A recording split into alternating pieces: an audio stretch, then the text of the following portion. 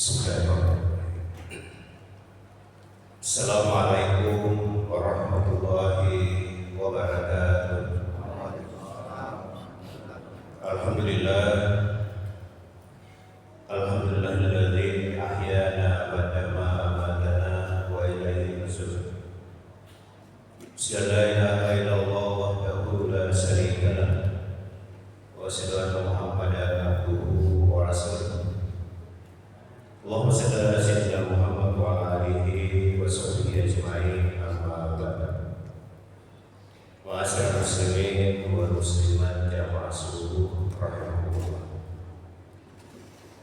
Alhamdulillah, kita panjatkan kehadiran Allah atas segala nikmat yang dikaruniakan kepada kita, diri dengan salawat dan tasbih kepada Rasulullah sallallahu alaihi wasallam.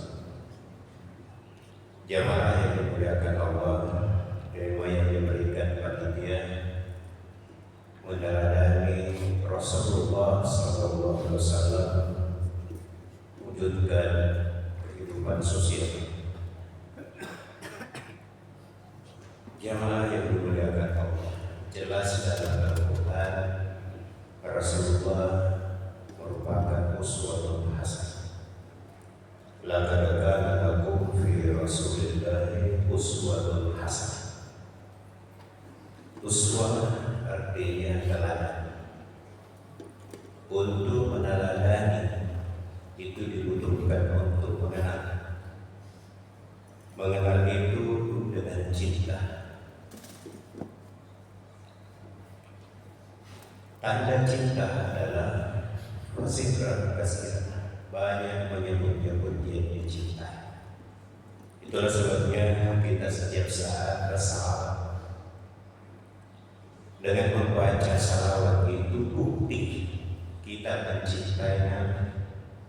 Semakin sering kita membaca salawat, semakin menandakan kecintaan kita kepada Nabi.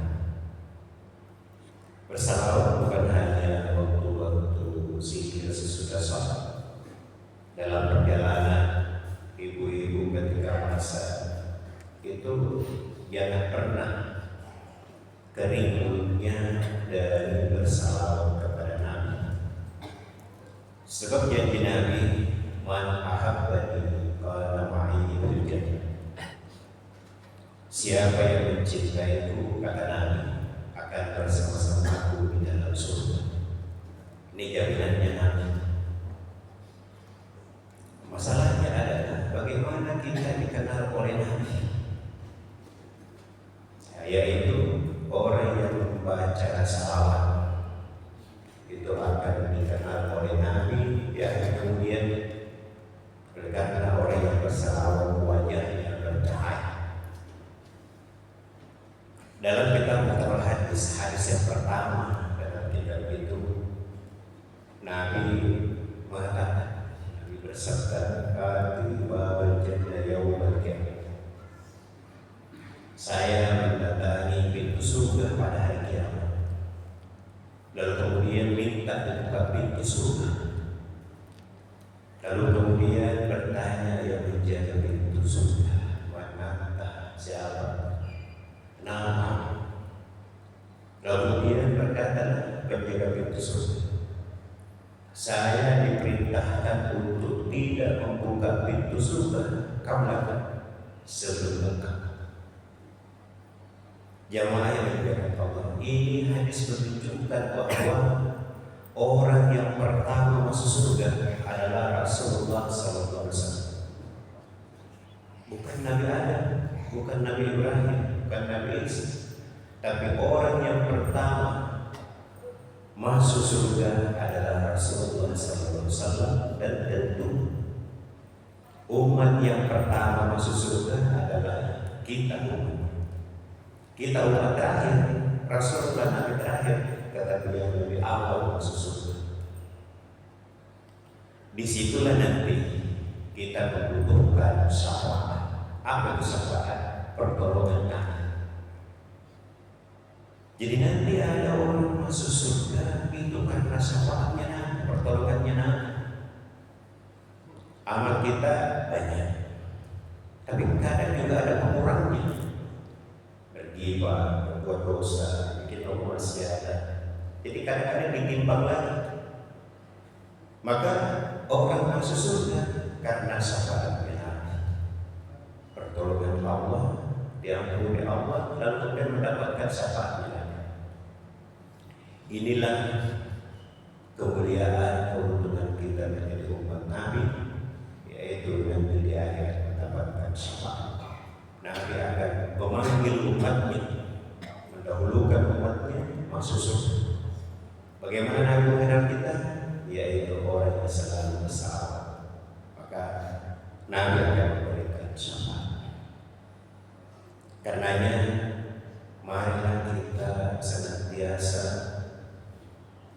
mencintai Nabi dengan memperbanyak membaca syafaat. Bahkan jamaah yang dimuliakan Allah, sebagian besar kita sudah menunaikan ibadah haji, setidak-tidaknya umrah. Tapi yang belum niatkan untuk umrah setidak-tidaknya, kalau belum bisa haji, dengan menyimpan taubat. Tujuannya apa? Kita ingin bertemu Nabi sebelum kita. Kita mulai di Mekah, tempat lahirnya Nabi. Kita ingin dalam hidup kita itu menyambut mengusap-usap di surga.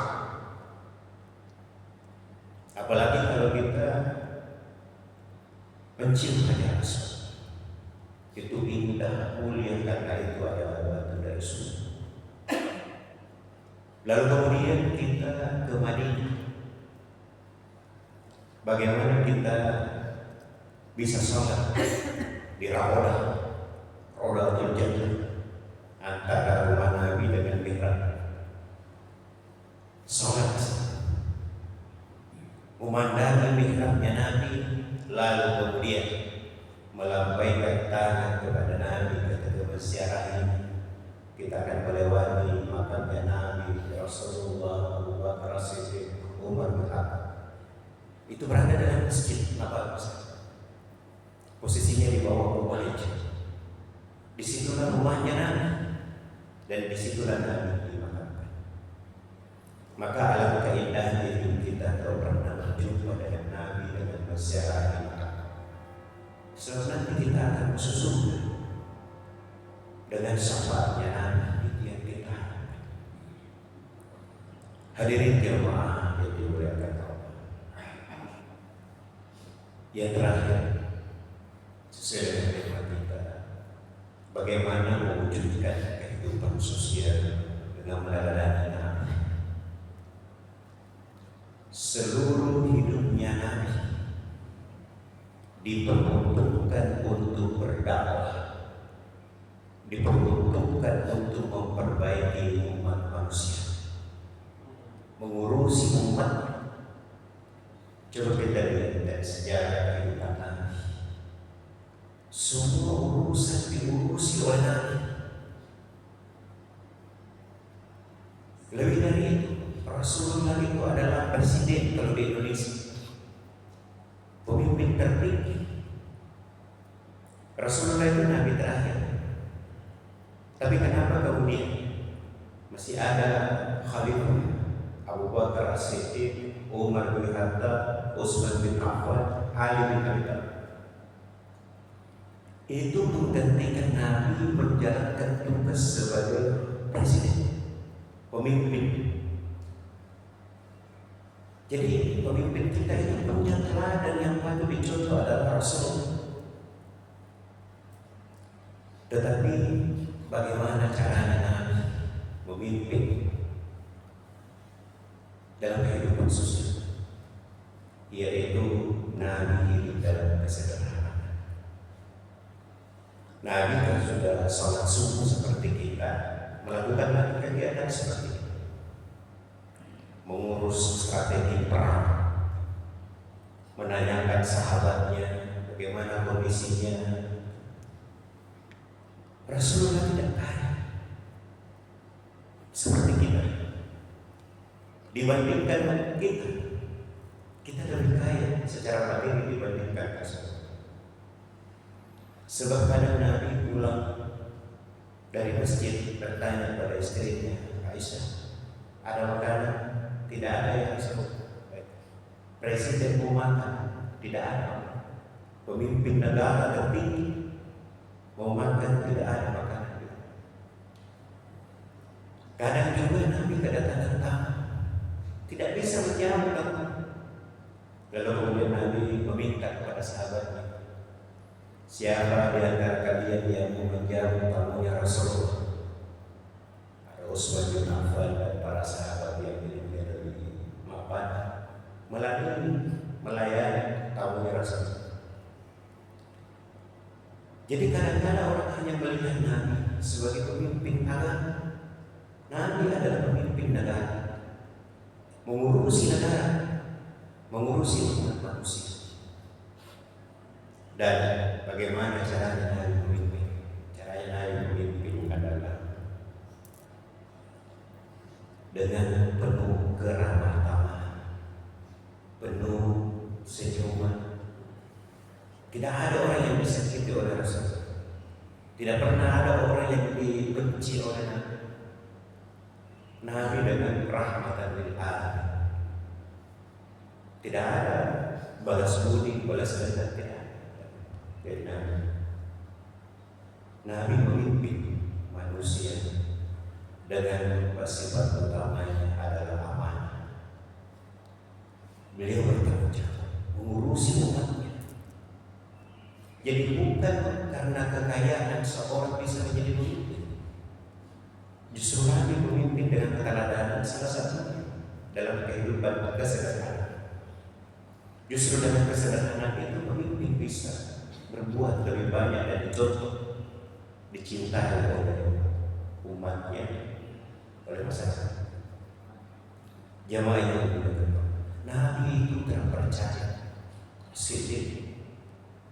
Nabi itu Fatimah, cerdas. Kecerdasan Nabi itu tidak pernah kalah dalam peperangan, mengurus strategi perang. Nabi tidak pernah kalah. Bagaimana dengan Uhud? Pamannya Hamzah wafat. Itu hanya karena keteledoran.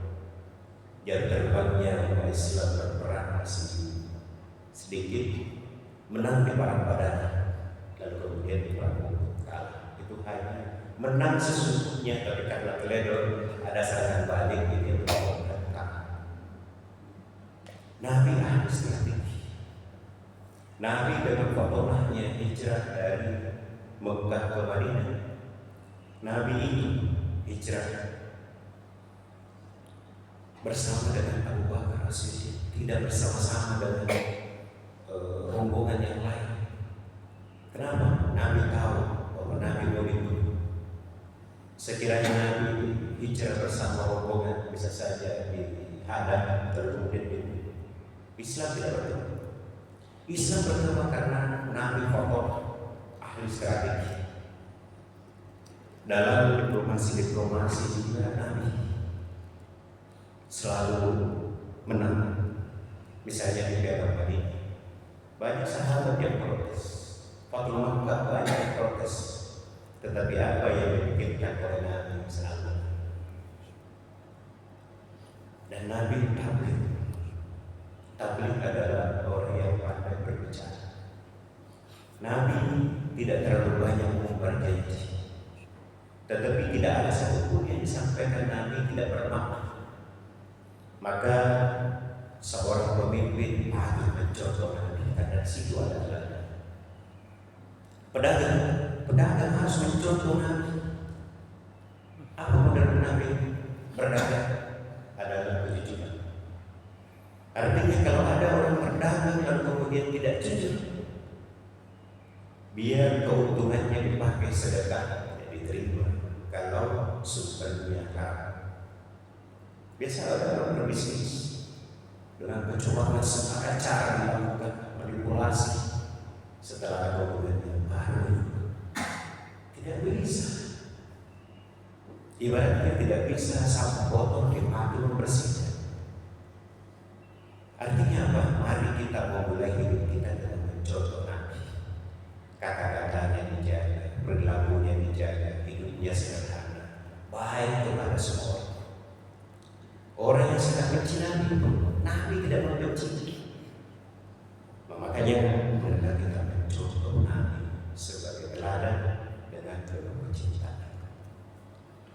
Saya kira inilah yang dapat saya sampaikan. Mudah-mudahan kita menjadi bagian dari umat Rasulullah yang mencintai dan dicintai oleh Nabi, sehingga kita nanti akan bersama-sama Nabi.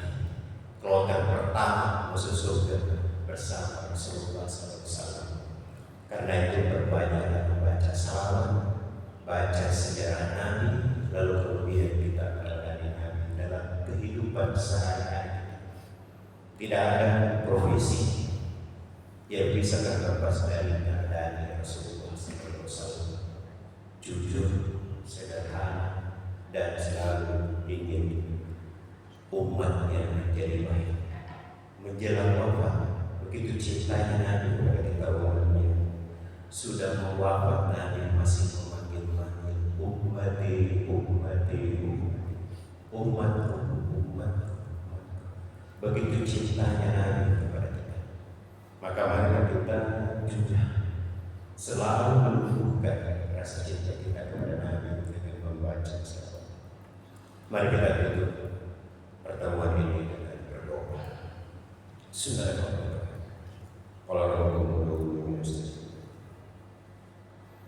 Alhamdulillahirrahmanirrahim. Sallallahu alaihi wasallam.